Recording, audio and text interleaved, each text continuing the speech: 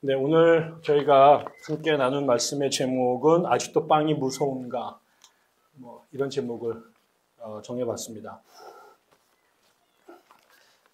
예수님께서 제자들과 이제 또 다시 그 말씀을 전하러 배를 타고 건너가셨죠. 여기에 지난주에 바리새파들과 논쟁을 하고 난 다음에 그 오만정이 떨어지셨는지 사역을 하지도 않으시고 배 내려오자마자 걷어타고 다시 교회를 새로운 곳으로 가셨습니다. 배를 타고 가는데 그 제자들이 빵을 가져오는 것을 잊었다, 이렇게 이야기가 시작이 됩니다. 개인적으로 약간 이해가 잘 안 됩니다. 왜 그러면은 이 사람들이 밥이 없어가지고 고생을 여러 번 했거든요. 빵이 모자라서 산속에서 그 주님의 오병이어를 계속 일으키셔야 될 말 정도로 빵이 이들의 집회 가운데 되게 중요한데 늘 그게 예비하지 않아서 당혹스러웠던 경험이 많은데, 오늘도 또 여행을 떠나면서 빵을 준비하지 않았다, 가져오지 않았다라는 이 상황을 어떻게 이해해야 될까요? 두 가지겠죠. 하나는 빵 살 돈이 늘 없어서 이렇게 12명이 가는데 주님과 합해서 13명이 최소한 갈 텐데 빵이 한 덩어리밖에 없었다, 이 얘기고, 아니면 정신이 없어가지고 늘 덤벙덤벙 돼서 미처 빵을 가게에서 준비하지 못한 것 때문일 수도 있고, 그렇습니다. 아무튼 중요한 거는 빵이 없었다라는 거죠. 한 덩이밖에 가져오지 않았다. 이게 사실은 한 번 그 성경에 나오는 이야기가 아니라 지금 계속해서 제자들 사이에 빵이 없는 문제로 이러쿵저러쿵 이런 에피소드 저런 에피소드가 계속 벌어지는 거죠. 물론 주로는 병이 걸리거나 귀신이 들리거나 이런 문제들 앞에 수도 있었지만, 상당히 많은 예수님의 앞에 그 부닥친 현실 혹은 상황 혹은 곤란한 정황들은 계속 빵이 부족하다라는 거였습니다. 그런데 그 이야기가 지금 계속해서 빵은 늘 부족했고 빵 앞에서 제자들은 당황하고 두려워했고, 또 그런 것 앞에서 주님은 이런저런 방법으로 또 그들의 배를 채워주시는 일들이 동어반복되는 것처럼 계속해서 같은 이야기를 매번 듣는 거죠. 근데 이번에도 빵이 모자랐어요. 그랬더니 여기에도 처음 뭐로 나오냐면 제자들이 빵 가져오는 것을 잊었다. 그래서 그들이 탄 배 안에는 빵이 한 개밖에 없었다. 아무런 이야기가 나오고 그냥 팩트로 빵이 없었다, 사람들의 숫자에 비해서 빵이 모자랐다라고 말하지만, 이 이야기의 배후에 이 빵이 한 개밖에 없고 빵을 둘러싼 배 안에 13명의 사람들이 빵 하나를 쳐다보고 있는, 그러면서 그 제자들 안에 그를 감싸고 있는, 그 다음에 이 분위기를 지금 지배하고 있는 그 배 안에 있는 빵을 하나를 들고 둘러싸서 13명의 사람들이 쳐다보고 있을 때의 이 분위기는 여전히 긴장이죠. 큰일 났네. 13명이 빵 한 덩이였고 또 어떻게 하나. 전에는 그래도 오병이어였는데 빵이 7개는 있었는데 이번에는 한 덩어리밖에 없어요. 여기 보면 주님께서 그들에게 경고하여 말씀하셨다라고 하는 이야기는 말은 하지 않지만 지금 배 안에서 빵 하나를 두고 긴장하고 놀라고 또 걱정하고 두려워하는 그 정서가 아주 팽팽하게 그 배 안을 가득 채우고 있는 거죠. 여기에 주님께서 화가 나신 겁니다. 한두 번 처음이라면 넘어갈 수도 있는데, 동일한 상황, 비슷한 상황에서 제자들은 정말 질량 보존의 법칙처럼 한 번도 변하지 않고 예외 없이 똑같은 반응을 보여주는 거죠. 사실은 이해할 만도 합니다. 왜 이 사람들이 이렇게 빵 문제에 예민할까? 그리고 왜 성경은 그런 이야기를 계속해서 비슷한 이야기를 반복해서 담고 있을까? 그것은 사실은 우리의 현실 안에서 보면 우리가 아는 거죠. 빵이 여유가 있게 늘 많이 있었다면 이런 걱정 안 할 거예요. 또 얼마든지 쉽게 빵을 구입할 수 있는 능력이 있으면 또 이런 고민도 안 할 거예요. 성경에 보면 제자들이 한 번도 빵이 넉넉하게 비축되거나 준비되거나 확보된 적이 없어요. 주님을 마치 그 빌리그람이라는 사람이 20세기의 세계 최대의 부흥 강사였는데 이 사람이 부흥회를 처음 시작하자마자 뭘 하냐면 빌리그람 전도 협회라는 걸 만들어요. 빌리그람 이벤젤리컬 어소시에이션이라고 하는 이벤젤리스트 어소시에이션. 이 단체를 만들어요. 이 단체가 돈을 모으고 프로그램을 기획하고 그다음에 그 빌리그램이 전 세계 전도 집회를 다 디자인합니다. 그게 아주 큰 기업과 같이 돼서 나중에는 뭐 우리나라 돈으로 수백억의 그 예산을 갖고 있는 거대한 조직이 빌리그람의 집회를 서포트하게 되죠. 그런데 예수님은 그런 기획사가 없어요. 예수님이 그냥 그 발길이 닿는 대로 또 문제가 있는 곳으로 쫓아다니시는데 이번 프로젝트의 예산이 얼마인지 그거를 위해서 어떤 분이 얼만큼의 도네이션을 하기로 했는지를 수지타산을 마치고 준비하고 가신 게 아니에요. 그냥 가세요. 가다 보니까 빵도 없는 거죠. 가다 보니까 사람이 4,000명이고 5,000명인 거죠. 그리고 오병이어밖에 손 안에 든 게 없는 거죠. 늘 그렇게 사는 거죠. 그러니까 예수님의 제자들은 사실 굉장히 불안한 거죠. 이 양반이 무슨 치밀하게 계획 속에서 집회를 가시는 게 아니라 그냥 완전히 그 즉흥성의 정말 절정으로 막 느낌대로 가서 일은 저질러 놓고 딱 돌아보면 이제 뒤치다거리는 제자들이 해야 되는데 선생님께서 오늘 가시면서 뭐 베드로 주머니에다가 아니면은 가룟 유다 주머니에다가 돈을 찔러주면서 야 이따가 저 햄버거 사와 이렇게 말하면 괜찮은데 한 푼도 안 주고 그 다음에 이 뒤치다거리는 제자들이 다 해야 되는 상황이니 당혹스러운 거죠. 언제 이런 위기가 끝날까? 언제나 좀 안정적인 목회를 혹은 전도 활동을 좀 할까? 우리도 가면 다음 그 스테이지를 옮기면 잠자는 곳이나 최소한 숙박이나 먹금 이런 문제들이 좀 보장이 되고 그거 하게 되면 좀 사례비도 좀 주고 그래서 그 다음 프로젝트를 할 수 있도록 뭐가 보장이 되면 되는데 아무런 얘기가 없어요. 제자들에게는 늘 빵이 부족했어요. 그리고 빵이 없을 때 그것이 얼마나 우리의 삶을 불안하게 하고 힘들게 하는지를 알아요. 그렇기 때문에 뭐 풍족하게 먹다가 가끔 비어서 한두 번 금식하고 요즘처럼 살 빼기 위해서 하는 그런 다이어트가 아니라 정말 물리적으로 빵의 숫자가 부족한 곳에서 삶을 계속 불완전하게 살아야 됐기 때문에 다른 건 몰라도 그 밥통에 밥이 없는 것, 냉장고에 음식이 하나도 없는 것, 통장 어카운트에 잔고가 없는 이 삶이 얼마나 우리의 삶을 불안하게 하는지를 이 사람들은 아주 잘 알아요. 한 번도 그런 어려움을 살아본 적이 없는 사람들은 느끼지 못하는 프랑스 대혁명이 벌어졌을 때 프랑스 민중들이 빵이 없다고 아우성을 치니까 그러면 쿠키 먹으면 되지 이딴 소리 했던 어떤 여인이 있었는데 민중들이 작사를 내버렸죠. 그 여자를.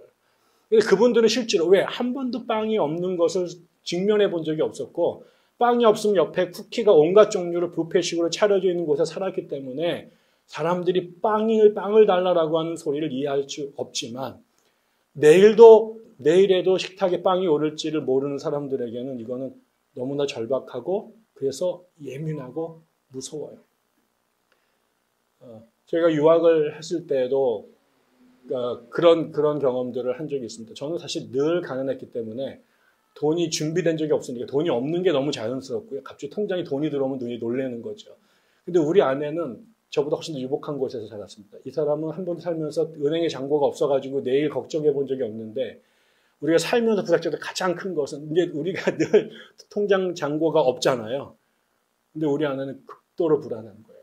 이게. 저는 이게 나의 삶이었으니까 이게 별로 그렇지 않고 그 다음에 하나님께서 어떻게 상상할 수 없는 방법으로 또 돈이 들어오고 채워지고 일감이 생기는 것들로 여태까지 살아왔기 때문에 그게 그냥 일상인데 그런 위기에 한 번도 처한 적이 없었던 사람에게는 그게 굉장히 민감하고 불안한 거죠.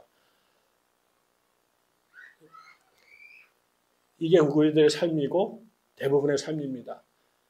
세상을 지배하고 있는 그다음에 계속해서 싸움을 하고 우리를 불안하게 하고 우리를 다시 부끄럽게 하고 치졸하게 만드는 것은 이 빵들입니다.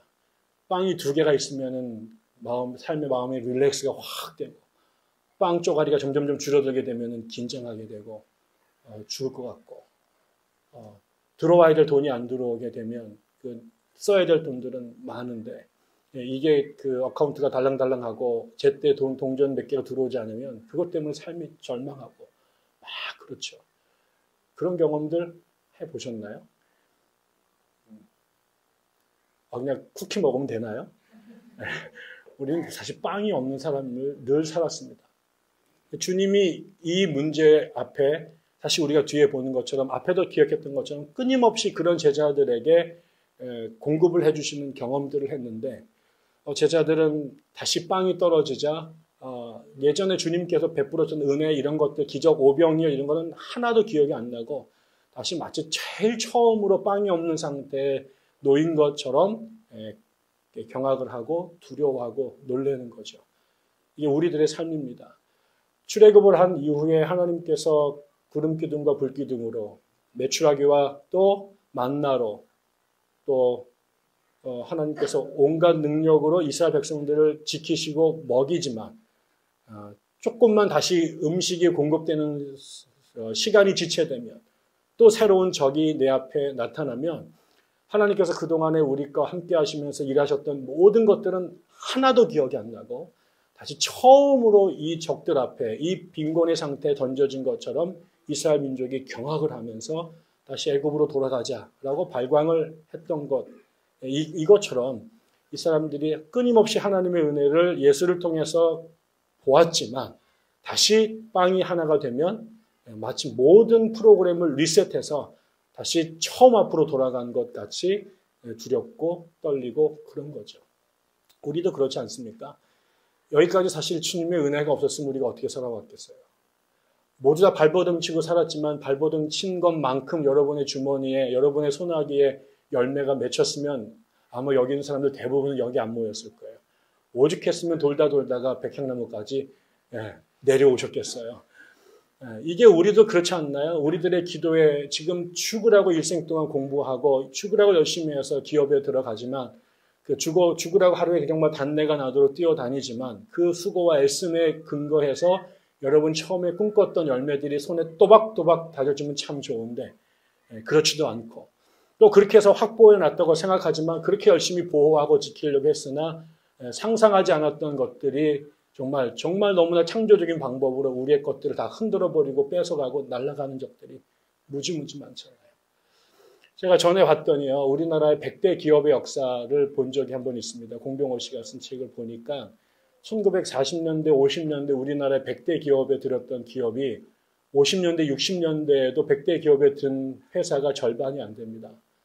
또다시 그때 60년, 70년대를 풍미했던 최강 기업 100대 중에 그게 90년대, 2000년대까지 살아남은 회사가 또 절반이 되지 않습니다.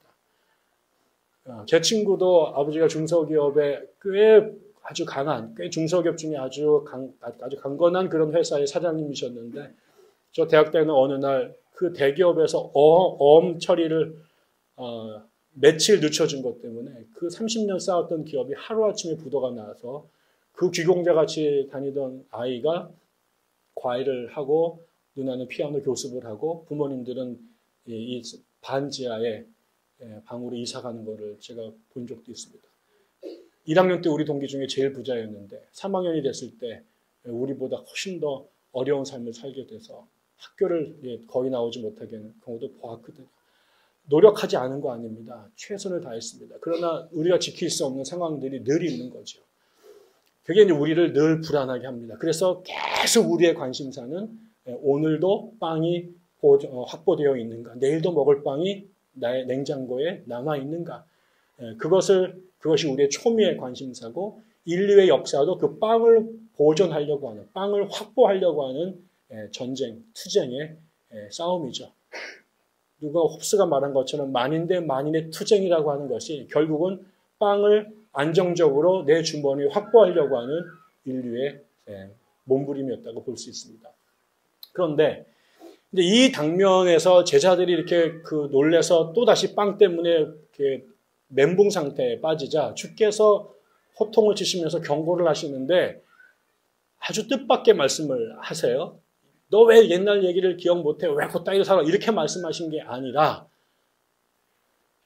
바리새파와 그 다음에 헤롯의 누룩을 경계하라 이렇게 얘기하시죠. 갑자기 여기서 믿음이 없느냐? 뭐 그 얘기도 뒤에 하시지만 너 왜 여태까지 내가 한 것들을 보고 하냐 이런 얘기를 먼저 하신 게 아니라 그 뒤에 그런 얘기를 하시는데 예수님께서 그 말씀을 하시기 전에 뜬금없이 던졌던 질문이 왜 너희들은 헤롯과 그 다음에 바리새의 누룩을 조심해라. 도대체 이 말이 무슨 말일까? 갑자기 지금 얘네들이 빵 앞에서 절절 떠는 것하고 헤롯의 누룩과 그 다음에 이 바리새파의 누룩과는 무슨 관계일까? 저도 아주 당혹스러웠습니다. 이런 의미인 것 같아요. 뭐 제가 이제 주석을 봤더니 교수들의 이야기들이 뭐 다 다른데 기본적인 것은 이 사람들의 이 불신앙의 상징이다, 믿음이 없음의 상징이다 이런 얘기를 해요. 그리고 제대로 쭉 뭐 설명을 한 구절들이 별로 만족스럽지가 않아요. 근데 제가 이런 생각을 해봤습니다. 헤롯과 그 다음에 바리새파의 누룩, 왜 갑자기 누룩 얘기를 하셨을까? 라고 한번 생각을 해봤습니다. 먼저 우리가 여기 보면 그 헤롯의 누룩을 생각해 보면 제일 먼저 우리의 이미지에 떠오르는 것은 이스라엘 백성이 출애굽을 할 때 누룩이 들어가지 않은 빵을 먹으면서 탈출을 하지요. 여러 가지 의미가 있었어요. 누룩을 발효해서 빵을 만들 만큼 그 시간적으로 여유가 없었기 때문에 뛰어나온 것이고, 그래서 그 다음부터는 무교절이라고 하는 그 6월절을 부르는 다른 이름이 이 누룩을 넣지 않은 빵을 먹는 날로 이렇게 그 전통이 됐습니다만, 근데 가만히 생각해 보십시다. 이스라엘 민족이 살던 애굽이라고 하는 애굽이란 나라는 고대 근동에서 가장 농사를 잘 짓던 곳입니다. 나일강 삼각주에 1년 내내 그 비가 내리고 그 다음에 그 또 홍수가 오면 그게 범람을 해서 주기적으로 범람을 해서 나일강 옆에 있는 땅들이 아주 비옥한 옥토가 되어졌고, 그래서 고대 근동에서 가장 쌀농사, 벼농사 이런 농사가 제일 잘 되던 것이고, 그것이 결국은 이집트 문명의 그 경제적 근간이 됩니다. 그리고 거기서 얻은 쌀을 로마가 나중에 가져가서 먹고 살았습니다. 로마가 이 이집트 카르타고를 점령하려고 했던 이유 중에 하나는 여기서 나오는 풍부한 쌀 때문에 그렇습니다. 그런데 이 이스라엘 백성들이 무교병을 먹었던, 누룩이 없었던 시절과 누룩이 있었던 시절이 있는데요. 누룩이 들어가지 않은 빵은 아주 맛없는 빵이고 탁탁하고 재미가 없지요. 그런데 그 언제 누룩이 없는 빵을 먹었냐면 이집트에서 탈출하고 나온 다음에 광야 40년 동안 하나님은 이스라엘 백성에게 누룩 없는 빵을 먹게 하셨어요. 맛없는 빵이에요. 그런데 그 빵은 누가 준 빵이냐면 하나님이 주신 빵이에요. 그리고 그 빵을 먹던 40년의 광야의 삶은 이스라엘 민족이 400년 만에 최초로 자유를 누렸던, 하나님 앞에 그 애굽의 군합발에서 벗어나서 처음으로 자기들끼리 그다음에 하나님의 통치를 누리면서 살았던 시절이에요. 먹는 거는 힘들었어요. 맛없는 누룩을 먹었어야 되고 나중에는 하나님 주시는 만나를 먹게 되었지만 그 시절에 먹던 음식이 누룩 없는 빵이에요. 그러면 누룩을 넣고 빵을 정상적으로 만들던 시절은 언제냐면 애굽에서 살던 시절이에요. 세상에서 가장 쌀이 많이 나는, 밀이 나는 그 시절에 그 농산물을 갖고 풍요롭게 정상적으로 누룩을 넣어서 빵을 만들어서 먹었어요. 배가 불렀어요. 입이 달았어요. 살이 쪘어요. 근데 그 시절은 어느 시절이에요? 헤롯, 애굽의 바로 밑에서 노예 종살이를 하던 시절이에요. 아주 교묘하게 누룩을 넣은 빵을 풍족하게 먹었던 시절은 이스라엘 사람들에게 몸은 배가 불렀던 시절이나 그들은 하나님과 단절됐던 시절, 하나님을 잃어버렸던 시절, 그리고 바로의 종이 돼서 그의 피라밋 공사의 노예로 동원되던 시절, 그래서 하나님께 살려달라고 울부짖었던 시절이에요.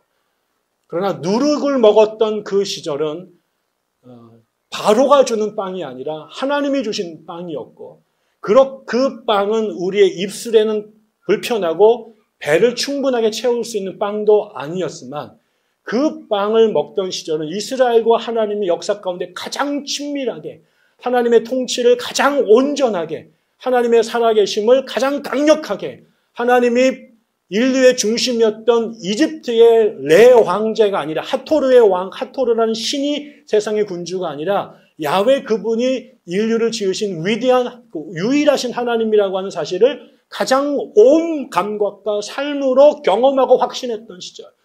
인류가 이 땅에 살았던 그 수많은 시간 가운데 하나님과 가장 가까운 하나님의 통치에 가장 긴밀하게 살았던 에덴 동산의 시절이 아니라 저는 출애굽 그 기간 동안 인류는 여전히 죄 짓고 문제가 많았고 무교병을 먹어야 됐지만 하나님의 살아계심을 가장 강력하게 가장 전인격적으로 경험했던 시절이 무교병을 먹던 시절이라는 거죠. 많은 사람들은 누룩이 들어간 빵, 그 누룩이 들어간 빵을 먹게 해주는 체제, 그 권력, 그것이 바로, 그리고 그것이 예수 시대에는 그 체제를 연장했던, 눈앞에 보였던 헤롯이 헤롯. 헤롯은 이스라엘 민중에게 누룩이 들어간 빵을 먹여주겠다고 약속한 사람들이죠. 그러나 로마의 식민지 시절에 그 로마의 식민지를 대신해서 이스라엘을 동족으로 지배했던 그 권력의 정점에 있는 사람, 이스라엘 민족에게 늘 배부른 빵을 누룩이 들어간 빵을 먹여주겠다고 말하지만 실제로 하나님의 성전에 거룩한 곳에 그 이교도의 신상을 세우고 이스라엘 민족 앞에서 하나님과 그들의 관계를 떨쳐놓고 이스라엘을 그리스화, 로마시켜서 로마화로 변질시키면서 하나님과 상관없는 백성으로 만들어가던 시절. 내가 먹는 그 빵이 로마와 그 다음에 그 그리스의 왕들, 그 그리스의 신들에게 우리의 영혼을 포기하고 그 체제에 굴종하는 것에 대한 대가로 우리에게 배를 채워주겠다고 말하는 그것의 상징. 저는 그것이 헤롯의 누룩이라고 생각합니다. 바리새의 누룩은 뭘까요? 이스라엘 민족이 애굽에서 종살이를 하던 그들을 하나님께서 출애굽시키십니다. 출애굽할 때 모세에게 무슨 말씀을 주시냐면 우리로 하여금 애굽을 떠나 시내산에서 우리의 야훼께 예배할 수 있도록 허락해달라 이렇게 요청을 하죠. 그래서 이들을 출애굽에 시켰던 이유가 처음에는 시내산에 가서 하나님께 제사하는 것이었습니다. 그 제사로 시내산에 도착했을 때 하나님께서 이스라엘 민족에게 뭘 주시냐면 율법을 주셨습니다. 그 율법이 모세를 통해서 이스라엘 사람들에게 전수가 됐고 수많은 세월을 지나 지금 이스라엘 땅에서 그 율법을 이스라엘 민족에게 전달해주는 역할을 누가 하느냐? 바리새파 사람들이야. 그 사람들이 이스라엘 사람들에게 하나님의 뜻을 전달해주는 하나님과 이스라엘 백성을 연결해주는 매개자로 그 일들을 하는 거죠. 하나님께서 그 율법을 주셨던 이유가 뭡니까? 지난주 설교였습니다. 그 율법의 핵심은 하나님을 사랑하는 것, 그 다음에 이웃을 사랑하는 것, 이것이 계명의 핵심인데 그 두 가지가 떨어지지 않았다는 거죠. 하나님을 사랑하는 것과 이웃을 내 몸과 같이 사랑하는 것이 다른 말이 아니라는 거예요. 성전에서 제사를 지내고 집에 돌아가서 갑질을 하는 것, 이것은 분리될 수 없다는 거죠. 하나님을 사랑하면 그것은 내 이웃을 사랑하는 것이고 내 이웃을 사랑하는 것이 전제가 돼야 그 다음에 하나님께 제물을 드리는 것을 하나님께서 받으시겠다고 말씀하셨어요. 그것이 결국 같은 맥락이고 그러면 하나님을 사랑하는 것이 인간 사랑과 같은 말이고 그 다음에 인간을 사랑한다는 말이 구체적으로 뭐냐라고 말할 때 그것은 고아와 과부와 나그네를 환대하는 것이다. 이렇게 가르쳤단 말이죠. 결국은 하나님의 뜻은 이 땅에서 당신의 세상을 이루시는 것은 고아와 과부와 나그네로 상징된 이 땅에 소외되고 연약한 사람들을 먼저 살고 남자로 태어나고 그 다음에 먼저 빵을 확보한 사람들이 조금 더 건강한 사람들이 조금 더 움직일 수 있는 사람들이 그렇지 못한 자기 스스로의 삶을 보호할 수 없는 고아와 과부와 남의 땅에 들어와서 이방인으로 살고 있는 사람들을 함께 살 수 있도록 품을 열어달라. 그것이 결국은 이웃을 사랑한다라는 말이고 그것이 결국 하나님 사랑하는 것과 같은 것이다. 다시 말하면 율법을 주신 것에 대한 귀결은 이 땅에 있는 불쌍하고 부족한 사람, 빵이 한 개밖에 없어 그 빵을 12명이 나눠 먹어야 되는 이 불쌍한 사람들을 돌보는 것. 이게 결국 율법의 아주 중요한 메시지인데 지난번에 본 것처럼 바리새인들이 한 짓은 그 빵 한 덩어리를 바라보고 있는 내일도 빵을 먹을 수 없는 사람들을 돌보고 함께 가는 것이 아니라 그 사람들 앞에 율법의 잣대를 들이밀면서 네가 금을 밟았네, 금을 밟지 않았네, 경계를 넘었네, 넘지 않았네, 율법의 규율을 깨트렸네, 안 끼렸네. 그래서 사람을 살리려고 준 율법을 사람을 잡는데 쓰는 율법으로 변질시켰다는 거죠. 그게 바리새파의 누룩입니다. 하나님이 우리에게 함께 살 수 있도록 우리가 그 빵 한 덩어리밖에 없는 삶이라도 사람답게 살 수 있도록 우리를 지키고 보호하기 위해서 왕을 세우고 종교 지도자들을 세웠는데 인류의 역사는 그들이 하나님의 백성들을 지키고 보호해서 하나님 대신 그들이 살 수 있도록 아비의 노릇, 형제의 노릇을 해준 게 아니라 그 왕들이 자신들의 영광을 위하여 그들의 영혼과 삶을 포로로 잡고 하나님이 주신 생명의 율법을 사람 잡는 율법으로 왜곡시키면서 나중에는 이 둘이 꿍꿍이가 돼서 정치 권력과 종교 권력이 유착이 돼서 하나님이 살리고 지키라고 하는 세상과 백성들을 여전히 배고프게 하고 여전히 불안하게 하고 여전히 살 수 없는 세상으로 만들었다는 거죠. 그 사람들이 잘했으면, 그 정치가들과 종교인들이 잘했으면 메시아가 이 땅에 오실 이유는 없었어요. 하나님이 그들을 위하여 기름을 부어서 왕을 세우고 선지자를 세우고 제사장을 세웠는데 그 사람들이 하나님께 위임받은 그 권력과 책임을 온전히 수행했다면 메시아가 다시 와야 될 이유는 전혀 없었던 거죠. 여전히 왕은 있고 여전히 우리에게 율법을 가르치는 그 선생들은 존재하지만 여전히 세상은 끊임없이 12사람이 빵 한 덩어리를 나눠 먹을 수밖에 없는 삶이고 그 빵을 바라보면서 매 순간 한숨을 쥐고 또다시 배고픈 내일을 두려워하게 되는 세상으로 살게 되었다는 거죠. 여기에 주께서 말씀하십니다. 마지막에. 기억해라. 내가 지난번에 너희들과 같이 있으면서 내가 뭘 어떻게 해줬냐. 니네들이 그렇게 숨도 못 쉬기면서 기죽고 쫓아가고 있는 그 헤롯과 말 한마디 잘못하면 이단으로 찍혀서 정죄받을까 봐 말 한마디도 못하는 바리새들 앞에서 니들이 두려워하며 빵 한 덩어리로 삶이 천당과 지옥을 왔다 갔다 할 때 내가 너희들과 지난 시간들을 보내면서 뭘 했느냐. 니들이 먹을 게 없었을 때, 빵이 5덩어리밖에 없었을 때, 7덩어리밖에 없었을 때 내가 뭘 해줬느냐. 너희들이 그 빵 7덩어리를 4,000명이 5,000명이 나눠 먹어야 되는 그 비참한 상황에 놓여서 한숨 짓고 낭망할 때 내가 어떻게 해줬냐 말이지. 세상은 너희들을 그 빵 5개를 갖고 5,000명이 먹어야 된다고 그렇게 그 상황으로 만들었지만 그 세상으로 내가 들어와서 너희들을 어떻게 했냔 말이죠. 그 빵 5개로 5,000명이 먹는 세상을 만들어줬단 말이죠. 빵 7개로 4,000명이 먹는 세상을 만들어줬단 말이죠. 그것이 세상에 원래 하나님이 그들을 왕을 세우고 예언자들을 세우고 그 다음에 선지자를 세웠을 때는 그 세상 비록 우리에게 빵 5거리밖에 없고 빵 7개밖에 없을지라도 그 빵을 함께 5,000명이 4,000명이 나눠 먹을 수 있는 그 세상을 꿈꾸시도록 아니 일단 그런 상황이 되면 안 되는 것이고 그런 상황에 처했을지라도 함께 살아갈 수 있는 길들을 열어주시는 것이 하나님의 뜻이었는데 지난 인류의 역사는 사람들 앞에 5,000명 앞에 빵 5덩어리를 4,000명 앞에 빵 7덩어리를 주고 니들끼리 먹어 살라라. 그러니 그 5개를 서로 먹겠다고 정말 만인의 투쟁을 하게 되고 생지옥을 만들게 되고 그게 매일 프롤레타리아와 부르주아의 계급 투쟁으로 이어져가는 지옥 같은 세상을 만들었다라는 거죠. 근데 하나님의 세상은 그 빵 5개가 5,000명을 절망시키는 것이 아니라 비록 그 빵 5덩어리, 7덩어리가 있을지라도 함께 5,000명이 아무도 배굶지 않는 세상으로 가는 것이고 그것을 만들어냈던 사람들이 왕도 아니고 선지자도 바리새파도 아니라 하나님 아들 예수 그리스도라고 하는 사실들을 내가 그렇게 보여줬는데 또다시 문제가 터지고 나니 이들의 눈은 정말 땡겼던 용수철의 본래 자리로 돌아가듯이 어느샌가 다시 빵 한 조각에 온 눈이 들어가 있다.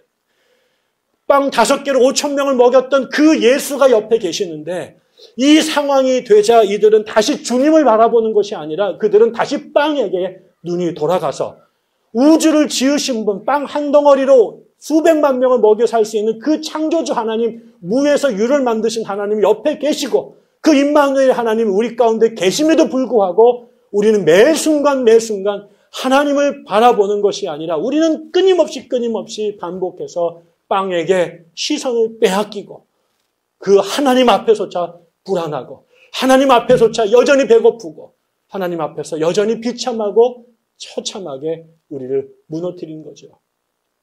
저는 주께서 이렇게 말씀하시는 것 같습니다. 어떻게 살래? 하루 굶었다고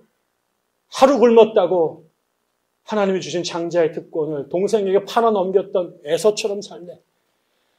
장자로 태어났고 특권을 받은 존귀한 자로 태어났지만 하루 굶은 것 앞에 그 부분을 마귀가 건드리니 내가 갖고 있는 축복이 뭔지, 내가 갖고 있는 이 품성과 존귀함과 내 본질이 뭔지도 잃어버리고 그 단팥죽 한 그릇에 자신의 장자권을 값없이 내던지고 그래서 평생 동안 그거를 이를 갈면서 동생을 죽이겠다고 인생을 소비하는 에서처럼 살래? 아니면 40일을 굶었지만 그 앞에 장난치는 그 마귀 그에게 사람이 떡으로만 살 것이 아니요 하나님의 주시는 말씀으로 살 것이라고 당당하게 마귀와 맞짱을 떴던 예수처럼 살래? 이것이 밥 먹는 것이 중요하지 않다는 말 아닙니다.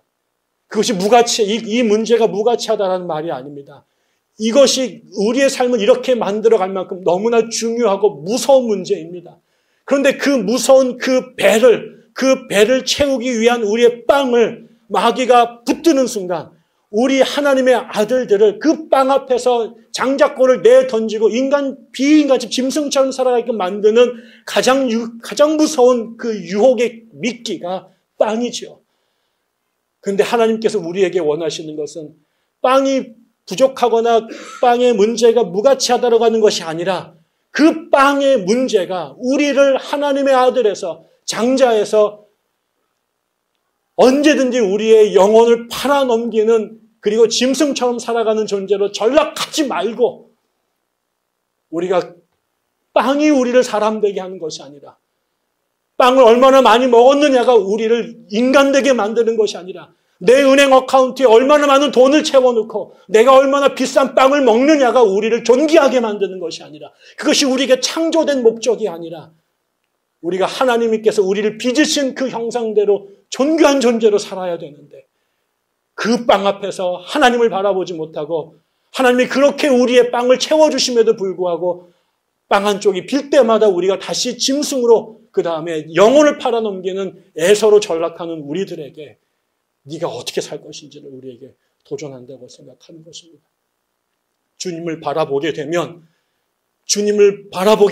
그분의 음성이 들리면 그분의 뜻이 우리 안에 읽히면 빵이 한 덩어리라도 짐승이 되지 않을 수 있어요. 그러나 하나님을 잃어버리면 빵이 수천 덩어리가 있어도 우리는 배부른 돼지로 살 수밖에 없어요. 어떻게 하실래요?